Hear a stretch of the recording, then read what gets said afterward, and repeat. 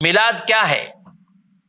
میلاد شریف کہ جس میں افراد احباب جمع ہو کر قرآن بیان کریں، حدیثیں بیان کریں، واعظ و نصیحت کی باتیں بیان کریں، نبی پاک صلی اللہ علیہ وسلم کے اوصاف بیان کریں، آپ کی نعت مبارک نظم کی صورت میں، نثر کی صورت میں، یعنی نعتیں بھی ہوں، بیان بھی ہوں، یہ ساری چیزیں، اور پھر جو حسب استطاعت ہیں وہ اہتمام کر کے لوگ تقسیم کر دیتے ہیں نیاز کے طور پر، یہ ہے میلاد۔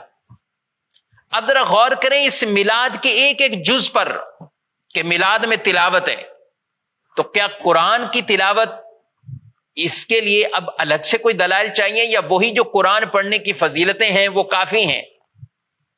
قرآن کی تلاوت کے جو احکامات ہیں وہ کافی ہیں کہ جب قرآن پاک کی تلاوت ہوتی ہے اللہ کی رحمتیں برستی ہیں۔ قرآن پاک میں مختلف انداز سے تلاوت کرنے والوں کے فضائل کو بیان کیا گیا۔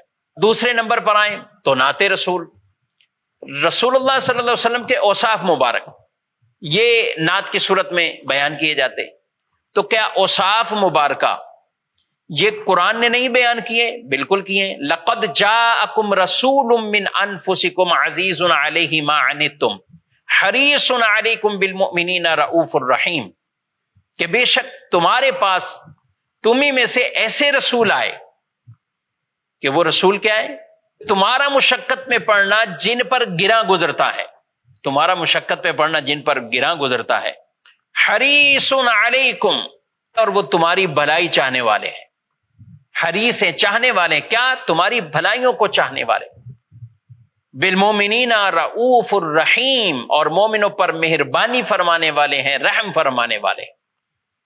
تو اس آیت میں حضور علیہ السلام کی آمد کا ذکر ہوا، تو قرآن میں تو بیان کیا ہے، اب اسی کو کوئی اگر اس انداز سے بیان کر دیتا ہے تو کون سی اس میں وجہ ممانعت ہے؟ منع کرنے کی کون سی وجہ ہے؟ پھر دعائے خیر ہوئی، پھر اس کے بعد لنگر نیاز کا اہتمام ہوا، میلاد کمپلیٹ، میلاد ختم۔ جو کھانا کھلایا گیا، ایک عام آدمی کسی کو عام بلا سبب بھی کوئی کھانا کھلاتا ہے تو یہ وہ عمل ہے کہ جو جنت کو واجب کرنے والے عمل ہے، جن کی حدیثوں میں ترغیبات ہمیں ارشاد فرمائی گئی ہے۔ تو اس خوشی میں کوئی کھانا کھلاتا ہے تو کہاں سے اس کو ممانعت لائیں گے؟